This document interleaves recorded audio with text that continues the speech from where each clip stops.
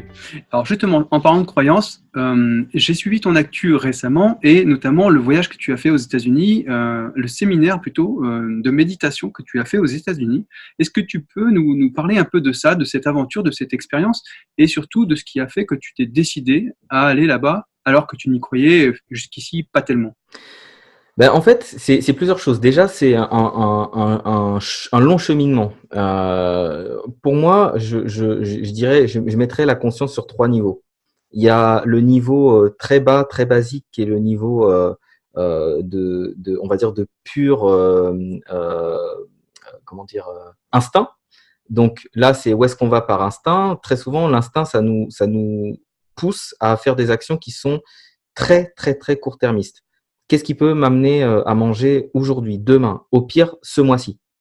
Et c'est ce qu'on voit chez les entrepreneurs qui ont beaucoup de difficultés, c'est que, bah, on voit la pyramide de Maslow, hein, c'est que si les besoins primaires ne sont pas assouvis, ça nous pousse à penser très court-termiste en mode combat-fuite. C'est vraiment, encore une fois, un instinct. Donc, il y a ce niveau de conscience. Ce niveau de conscience, je l'ai été dans une période où une de mes entreprises s'était cassé la figure il y a pas mal d'années. Et donc, tout ce qui m'intéressait, c'est comment je peux m'en sortir. Donc oui, comme beaucoup de personnes, j'essayais de trouver des trucs. Tous les 4 matins, j'aurais définissé mon activité. Tous les 4 matins, je sortais un nouveau produit, etc. Donc là, c'est instinct de survie. Le deuxième niveau, c'est l'instinct plus de l'information. Donc c'est là où on est dans cette quête d'information tout le temps. Je veux plein de livres, je veux plein de vidéos, je veux regarder plein de trucs pour avoir le niveau d'information parce que là, on est au niveau ça cogite, c'est le mental, c'est la logique. D'accord, mon activité a du mal pour ça, il faut que je fasse ça, etc. C'est déjà bien d'en être là et pas d'être dans la survie. Mais une fois qu'on a dépassé ça, et là, en général, alors dans les débuts, ce que les gens veulent, c'est des hacks, des, euh, Des astuces? des astuces, voilà, de la technique. Dans le deuxième niveau, on est déjà un peu plus allez, on va dire tactique, stratégique, et éventuellement dans la stratégie. On est même dans la stratégie. Et maintenant, pour moi, il y a un troisième niveau que j'ai beaucoup observé chez beaucoup d'entrepreneurs qui ont vraiment réussi. Alors, on peut parler des plus connus comme des moins connus, mais c'est qu'ils avaient aussi un développement spirituel. Tu as des exemples de noms qui te viennent comme ça? Bah, notamment parce que j'ai été accompagné par lui, mais Tony Robbins, par exemple, qui est à 52 ou 54 entreprises, Ouais, 56, je crois même. Ouais. bah, ça évolue tout le temps, donc, qui est multimillionnaire. Enfin voilà, c'est aussi quelqu'un qui contribue énormément.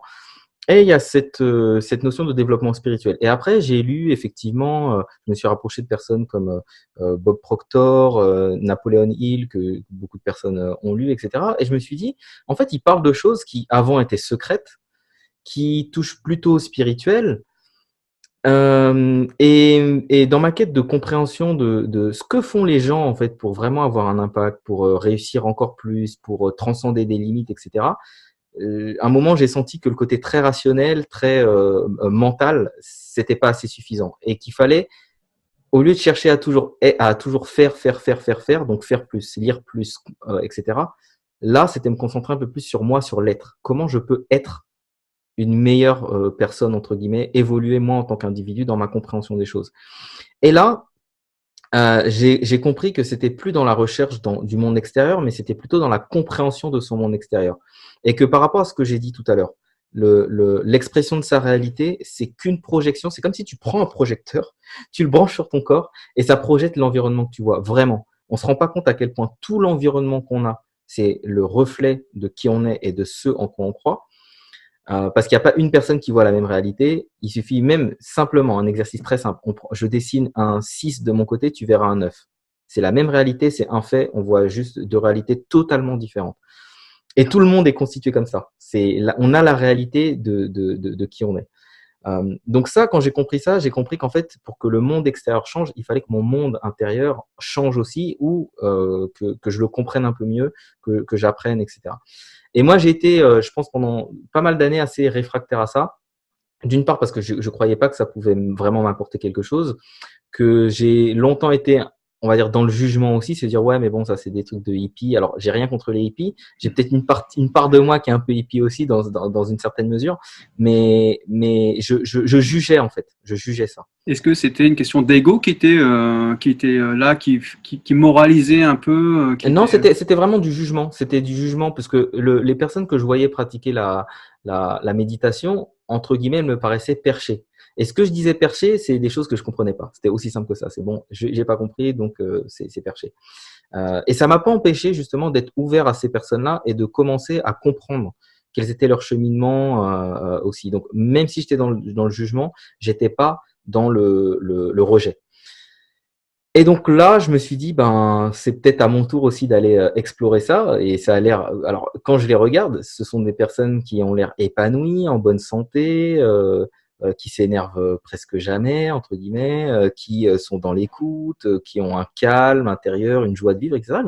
Et elles détiennent peut-être un bout de vérité. Donc, je vais aller voir ce qu'il y a là-bas pour moi. Et je sentais aussi que dans mon développement personnel, spirituel, c'était important pour moi. Surtout que je suis pas religieux pour un sou. Donc, il y a des gens qui pourraient trouver ce développement spirituel dans la religion. Moi, c'était pas du tout mon cas. Donc, je me suis dit, comment est-ce que je peux, sans remettre toute la responsabilité à une institution, une église, à un dieu, etc., développer et comprendre ce que j'ai déjà à l'intérieur de moi pour prendre ma pleine responsabilité.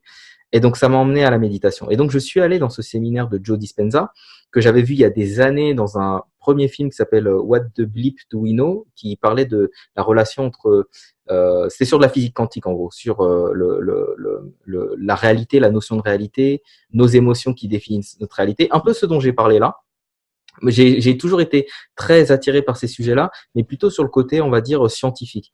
Et ce que j'ai apprécié donc dans ce séminaire, et c'est pourquoi je suis allé voir Joe Dispenza plutôt que d'aller faire une retraite. Alors on m'a dit, tu aurais pu faire une retraite de méditation pure, vipassana, tout ça.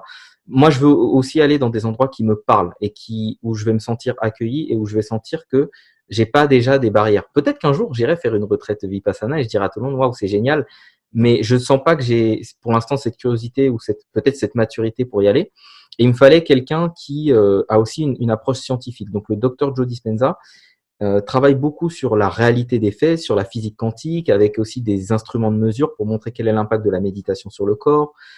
Qu'est-ce qui se produit quand on a justement cet état où on peut vraiment ressentir des choses très très très puissantes. Qu'est-ce qui se produit dans le cerveau, pourquoi c'est de nature à libérer notre potentiel, etc., etc. Donc en vrai, j'ai lu ces livres, mais je savais pas ce qui allait se passer dans ces événements. Et pour être tout à fait honnête, j'ai même pas eu la curiosité de regarder. J'ai juste senti qu'il fallait que j'y aille et je me suis laissé porter par mon intuition. C'est Et donc, intéressant, là je te coupe juste ouais, deux secondes. ouais. Ce que tu viens de dire, c'est simplement le fait que des fois on peut avoir lu des quantités de livres, mais tant qu'on n'expérimente pas la chose de l'intérieur, tant qu'on vit pas la chose de l'intérieur, ça reste du cérébral finalement. Ben, c'est là où j'en venais quand je parlais des 3 niveaux de conscience. Pour moi, le dernier niveau, c'est le niveau où on passe donc du savoir, de l'information transformée, parce que la base, c'est l'information, c'est juste de l'information pure. On part de l'ère de l'information pour aller maintenant vers une ère de la connaissance, du savoir. Donc, c'est l'information incarnée par la personne. Mais pour moi, après, ou intégré. Je dirais pas incarné, je dirais intégré. Intégré, donc ça reste mental. Et pour moi, c'est aussi passer de la connaissance à la sagesse. Et j'espère que notre société va aussi évoluer vers ces paliers-là. Parce que pour moi, quand tu as de la connaissance de certaines choses et que tu veux l'incarner, c'est vraiment cette connaissance et qu'elle te transforme, ça te mène forcément vers la sagesse. Je vois pas qui, de manière très sage, pourrait dire qu'il faut plus de violence, qu'il faut plus de moins de joie, qu'il faut moins d'amour sur Terre, etc. Donc, pour moi, cette sagesse-là, c'est ça qui est intéressant. Et ce que tu as dit, c'est exactement ça. Je voulais aussi l'expérimenter. Et il y a une vraie différence. Quand un client me dit oui, oui, mais ça, je connais déjà, je dis stop. Alors, si tu le connais, pourquoi tu n'as pas les résultats? Il y a une différence entre savoir, une différence entre connaître, une différence entre connaître et bien appliquer, une différence entre appliquer correctement et suffisamment, avec suffisamment de répétition, pour avoir des résultats. Et pour moi, c'est ça le cheminement. Il y a beaucoup trop de personnes, parce qu'on est dans une ère d'information, qui ont vu toutes les informations et qui sont peut-être des experts, peut-être Théorique. théoriques, experts en théorie. Mais aujourd'hui, la théorie, ça suffit plus. La théorie, ça suffit pas. Il faut incarner ce que l'on transmet, il faut incarner ce que l'on est, il faut aller dans le dur. Et beaucoup de personnes ont peur de se confronter à ça. Parce que oui, il y a la peur de l'échec quand tu passes de la théorie à la pratique, mais il y a aussi l'opportunité de la réussite. Et que ceux qui restent bloqués dans la théorie s'empêchent de réussir aussi. Donc, moi, je dirais à tout le monde, privilégiez aussi les actions.